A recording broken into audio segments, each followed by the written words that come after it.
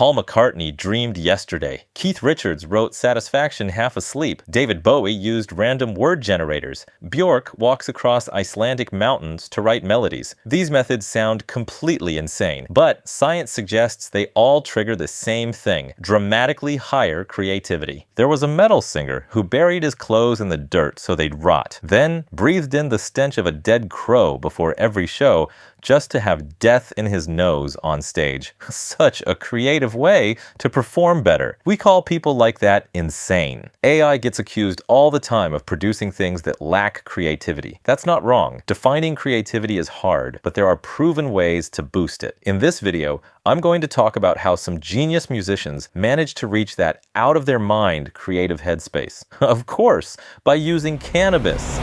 Not a spoiler. We're good. It might sound ridiculous, but there's one action proven to increase creativity by up to 60%, and all you need is 2 healthy legs. Walking. Indoors or outdoors. Doesn't matter. There's even a book about this. I think it's called something like The Philosophy of Walking. Walking speeds up blood flow to the brain and activates the default mode network, the system responsible for daydreaming and memory synthesis. Studies show that walking, whether outside or on a treadmill, boosts creative output by around 60% compared to sitting. Walking around Iceland's hills and weird alien landscapes is an authentically wild experience, and Björk apparently does it all the time while composing. For example, that mystical vocal melody in Show Me Forgiveness is basically the product of steps taken across Iceland's volcanic beaches, mountains, and mossy valleys. The way the vocal rises and falls, those natural pauses, line up almost perfectly with the breathing cycle and step tempo of someone walking uphill.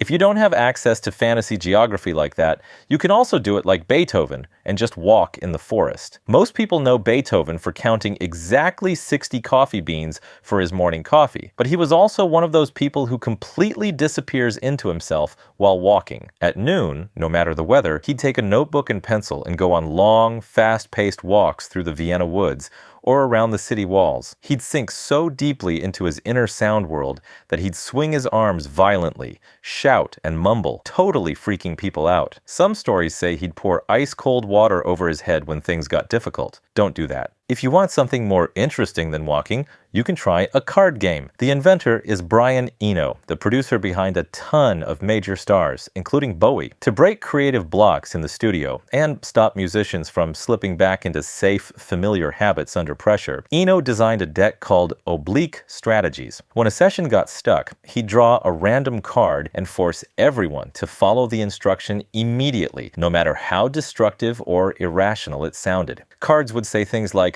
use exactly 5 chords. Imagine the music like a crawling caterpillar. Or swap instruments. On Boys Keep Swinging, the card apparently said swap instruments.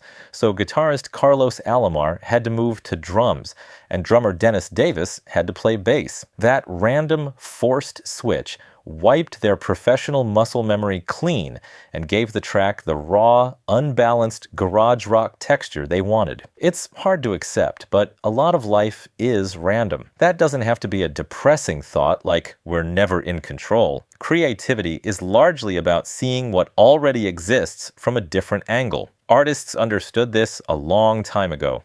The conscious mind, left alone, follows safe association paths. Truly random ideas are hard to produce on demand. Before music, writers were already doing it, pulling random words from a hat or bag to write poems. That was basically the whole spirit of Dadaism, especially after World War I. David Bowie, who always managed to build a unique style, hated the idea of being copied. He changed his sound constantly, but when it came to lyrics, he did exactly what the Dada movement did. He'd write pages of plain text, diaries, newspaper clippings, poems, cut them into strips with scissors, shuffle them on a table, and reassemble them randomly. In 1995, he even brought this into the digital world by developing a Mac program called Verbicizer, which would randomly pair words into nonsense combinations. The lyrics of Sweet Thing were written by cutting up papers full of dystopian city descriptions and rearranging them. The random collision of first and third person perspectives, plus those illogical but striking images, like clinch-back luxury, gave the song a surreal, fractured storytelling style that fits the album's dark atmosphere perfectly. Another person allergic to normal was Tom York, and he used a version of this technique after OK Computer. During sessions, he'd pull random slips of paper from a hat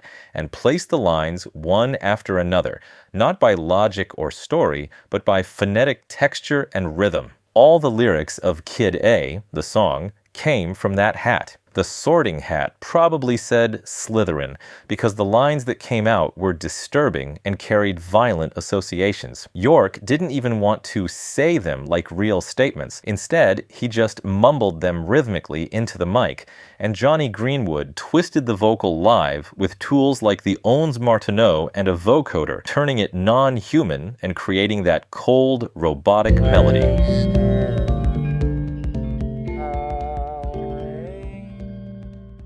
The logic behind all this weirdness is simple.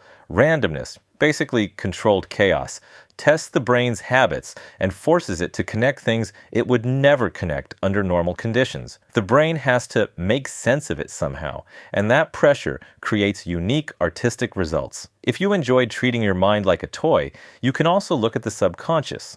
Actually, you can't really look at it. It finds you. Sleep, and especially dreams, are still mysterious. What isn't mysterious is that they're one of the strongest weapons in creativity. At the very least, they've delivered some of the most covered songs in music history. In the mid-60s, a guy wakes up with a melody he heard in a dream. To stop it from evaporating, he jumps out of bed and runs to the piano next to him and plays the chords. The dream is so perfect, he can't believe his own brain made it, and he panics that he accidentally copied an older song. So for weeks, he plays it for everyone he knows, asking if it's stolen. Until he gets confirmation, he temporarily titles the song Scrambled Eggs. The guy isn't crazy, he's just Paul McCartney, and he was lucky enough to dream the demo of Yesterday. Around the same time, another English guy named Keith wakes up in a hotel room with a wild guitar riff in his head. Still half asleep, in that hypnagogic state, he grabs his acoustic guitar and his Philips portable cassette recorder and hits record. The next day, two things exist: a homemade 40-minute recording of snoring, and also a song called I Can't Get No Satisfaction. That number one phase, hypnagogia, the thin border between wake and sleep, is a highly creative zone where the brain's filters drop and simple, punchy ideas can surface. A study from MIT Media Lab showed that guiding people into this never one state can increase creative performance by 71%. In deeper dream states, the prefrontal cortex, the part that enforces strict logic, goes quieter, while the areas that handle visual, spatial, and auditory association and emotion systems like the amygdala light up intensely. That's why the subconscious can synthesize complex, memorable melodies that would never appear in waking life and don't obey logical rules. And one of the most iconic figures in electronic music, Aphex Twin, claims, no idea how true it is, that he can control this deep sleep process. He says that in his dreams, he enters a virtual studio made entirely by his mind, plays modular synthesizers that don't exist in real life, and programs complex rhythms. Then he wakes up, rushes into his physical studio, and recreates those otherworldly sounds before they fade from memory. Everything I've talked about so far is something almost anyone can try, but composing in your sleep, inside a dream, might not be equally accessible for everyone. There's a much easier method. Let's call it deprivation. You limit your options and force yourself to create in less than comfortable conditions. If you're wondering how people can become more creative with fewer choices, let's go back to the cold winter days of the 2000s. In the winter of 2006, Justin Vernon was basically in freefall. His band had fallen apart, his relationship had ended, and he was dealing with a liver infection. He hit bottom hard enough that he ran away and locked himself inside his dad's hunting cabin in the Wisconsin woods. He wasn't even planning to make music. For recording, he only had a cheap microphone and 2 beat-up guitars. Most days, he spent 3 months completely isolated from the world, chopping wood, hunting, and drinking beer in brutal sub-zero cold. The cabin was buried under heavy piles of snow. Inside, it smelled like dry pine, stale beer, and cold wool blankets. Not exactly a dream studio. And yet, the album that introduced Bon Iver to the world was recorded under those conditions. Because the mic was cheap and couldn't capture clarity in the high frequencies, Vernon pulled off a brilliant workaround. He recorded his thin falsetto vocals dozens of times on top of each other, creating a massive wall of choir-like harmonies that masked the mic's weaknesses. And that squeaky, fragile acoustic guitar tone you can hear especially on Skinny Love came from a simple move.